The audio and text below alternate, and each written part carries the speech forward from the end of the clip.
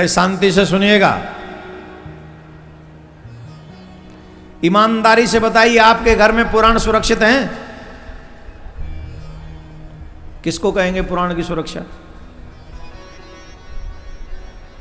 जहां पुराण का स्वाध्याय हो, पाठ हो।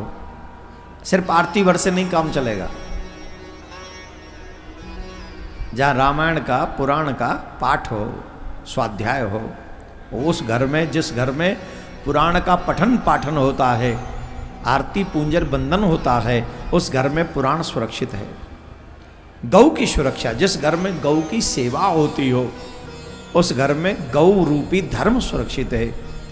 जिस घर में साधु संत ब्राह्मणों की आओ भगत होती हो, उनका सत्कार होता हो, उनसे ज्ञान प्राप्त करने की लालसा जिनके मन में रहती हो, वहां पर ये संत रूपी, ब्राह्मण रूपी धर्म, ज्ञान रूपी धर्म सुरक्षित है।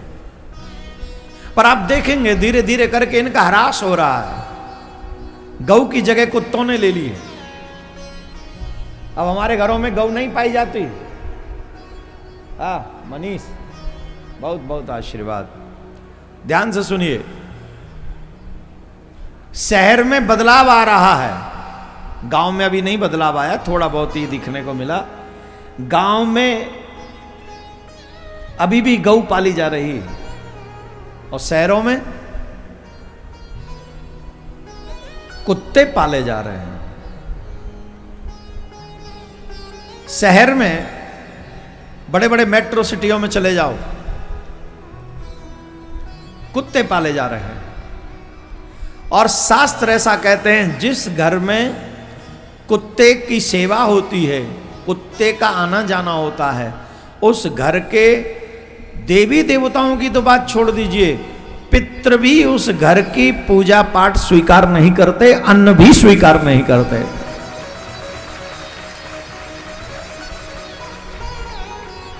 और अगर पितृ रुष्ट हो गए, अगर पितृ रुष्ट हो गए, तो कोई देवता तुम्हें पितरों के कोप से बचा नहीं सकता। एक माता जी मेरे पास में आई थी, कहने लगी, प्रभु जवान मौतें हमारे घर में हो रही हैं। दोनों भाई चले गए, पति और देवर। ससुर जी भी जल्दी आयु में चले गए थे। फलाने ये 3-3, 4-4 जवान मौतें हो रही हैं, हम क्या करें? हमने बिना सोचे समझे उनको कह दिया कि माता राम, किसी अच्छे से विद्वान को दिखा लीजिए, तुम्हारे घर में पितृदोष होगा। पितृदोष, जब पितृ रुष्ट हो जाते हैं तो जवान मौतों का घर में होना प्रारंभ हो जाता है, और घर में वंश नहीं चलता। और पितृरुष्ट कब होते हैं? जब संतान शराबी हो जाए, जुआरी हो जाए, व्यभिचारी हो जाए, धर्म के विरुद्ध हो जाए, धर्म की निंदा करने वाली हो जाए, कुत्ते पालने वाली हो जाए, रात भर मूवी सूवियों में लगी रहे, आलसी बना रहे, 12 बजे तक बिस्तर ही न छोड़े, स्नान ही न करे, याद ही न करे, घर में ठाकुर जी की आरती ही न हो। इन सब अशुभ कार्यों से हमारे पितृ रुष्ट होते हैं। भाई देखो, एक बात बताओ, आपका बेटा अच्छी जगह बैठा हो तो आपको अच्छा लगेगा कि बुरा? जल्दी बोलो। सपोज आपका बेटा बड़े बड़े लोगों के साथ बैठता है जो बड़े अच्छे हैं, अच्छा लगेगा बुरा? और आप ही का बेटा बुरी जगह बैठता हो तो अच्छा लगेगा कि बुरा?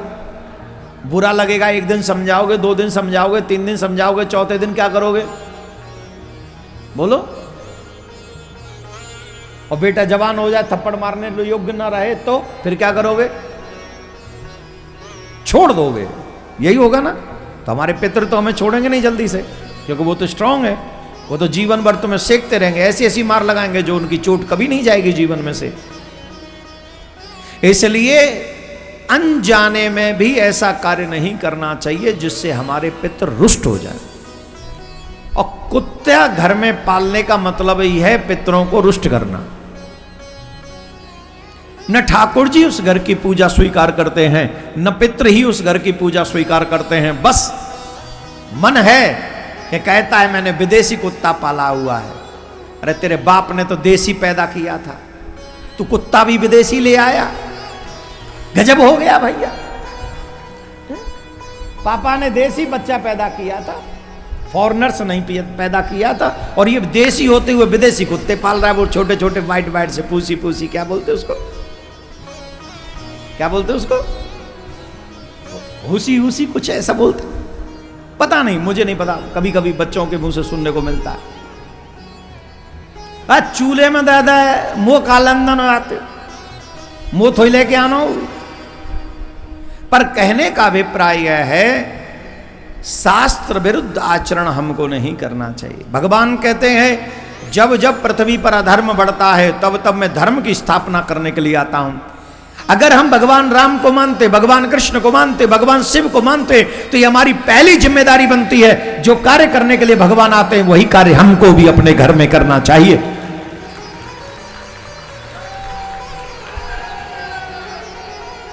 देखो इधर वाले तो बोले नहीं, इधर वाले मौन धारण करके बैठ गए। अच्छा बताओ, हम भगवान की लायक संतान है कि नालायक? जोर से बोलो, लायक कि नालायक? लायक। तो अपने घर में सनातन को जीवित रखो। अगर सनातनी हो तो सनातनी दिखो, सनातनी बनो, नाटक नहीं। नाटक से सनातन नहीं बचेगा। आज बंगाल में क्या हो रहा है? बंगाल में अभी बताओ जरा, क्या हो रहा है बंगाल में? बंगाल में, बांग्लादेश में नहीं,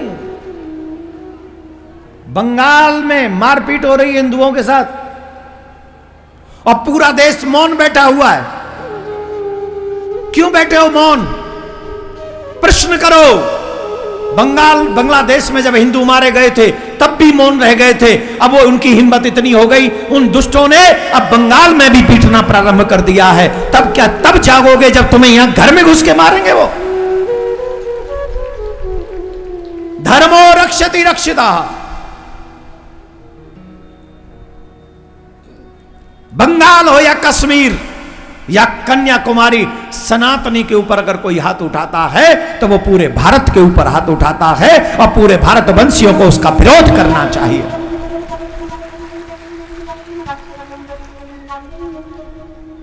ये कुछ स्वार्थी लोग जो राजनीति की रोटी सेकने के लिए हिंदुओं की बलि चढ़ा रहे हैं।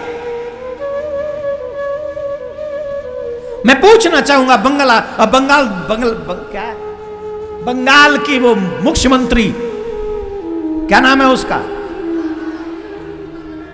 तुम खड़े हो के हिंदुओं को गरियाती हो, काहे जी? हमने आपका क्या बिगाड़ा है?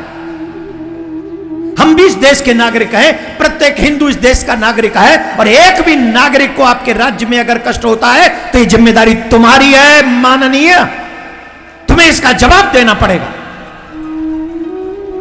अब पूरी भारत की जनता को उनसे प्रश्न करना चाहिए। स्त्री होते हुए स्त्रियों पर अत्याचार नहीं दिखता आपको?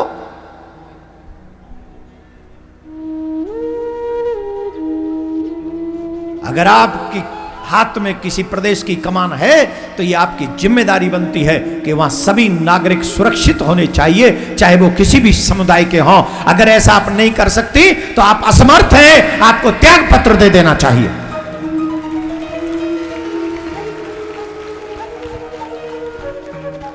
जोर से बोलना पड़ेगा, और जोर से बोलना पड़ेगा।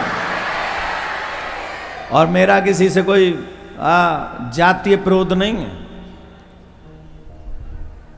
पूरे विश्व में सनातनी कहीं भी रहे लेकिन वो सुरक्षित रहना चाहिए, क्योंकि सनातनी सबका भला चाहता है और सनातनियों का बुरा करने वाले बहुत हैं। इसलिए हम सब सनातनियों को एक स्वर में खड़े होकर भगवान श्री कृष्ण के बताए हुए मार्ग पर चलना चाहिए।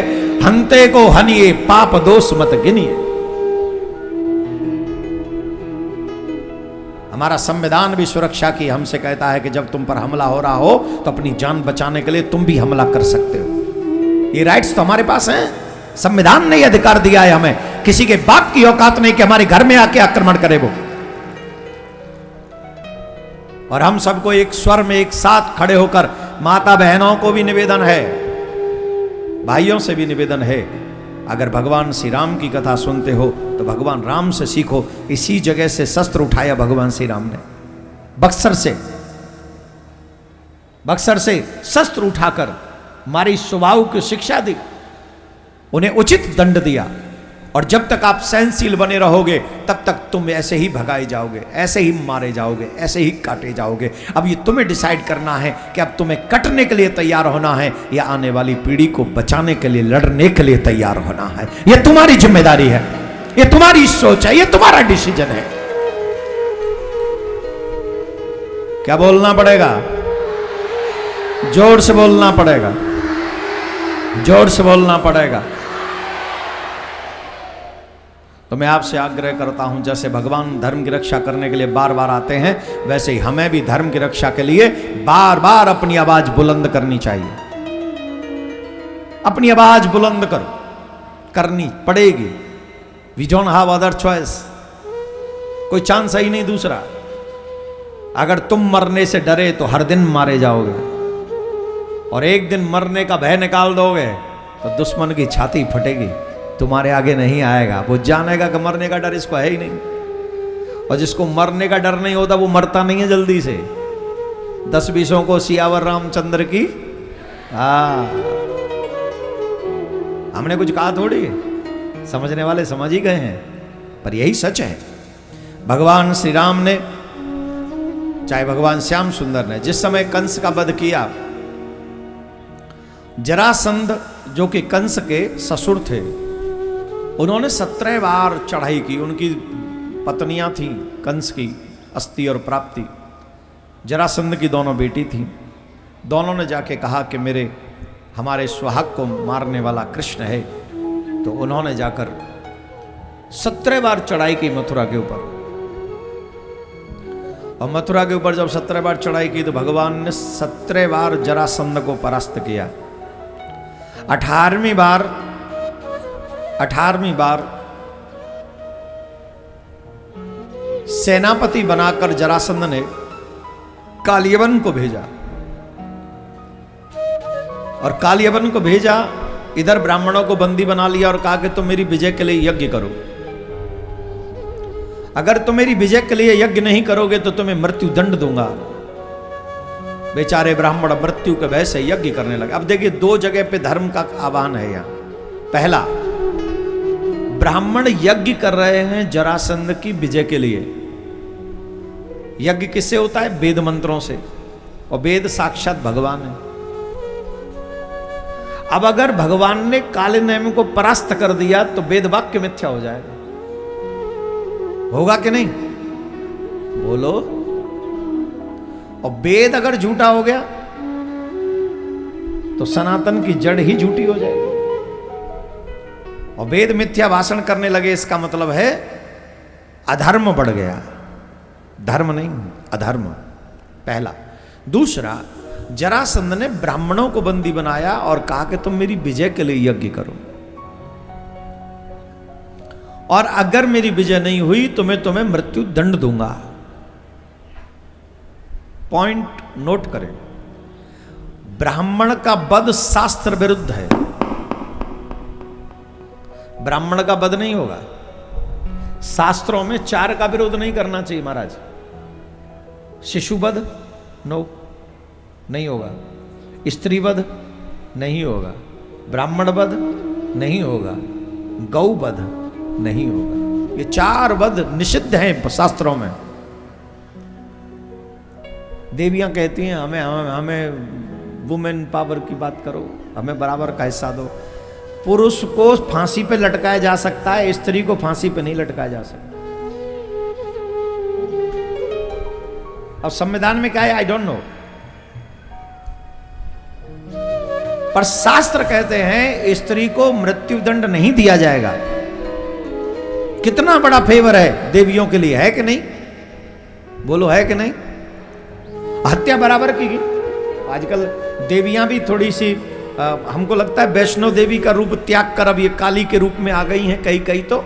अब जो पति भी आ जाए तो तेरी तो क्या औकात है, आ जा तुझे चियावर रामचंद्र चटनी बना के घोट के तेरी तो। सब नहीं जो यहां आई है, मैं उनसे नहीं कह रहा हूं, ये तो देवियां बड़ी अच्छी हैं।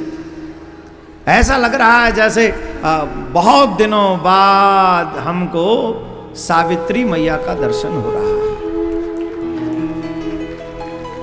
बहुत दिनों बाद, अभी नहीं, बहुत समय निकल गया, तब जाके यहां बक्सर में सावित्री मैया के दर्शन हुए। आप सब सावित्री का ही अंश हैं।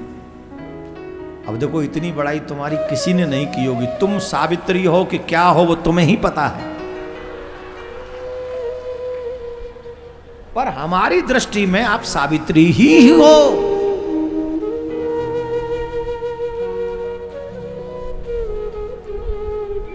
पर बताइए, शास्त्रों में स्त्री का वध निषिद्ध बताया गया, उसका वध नहीं करेंगे। बालक बच्चे का ना, गौ माता का वध तो ओहो बहुत बड़ा वध है, और ब्राह्मण का वध भी निषिद्ध है।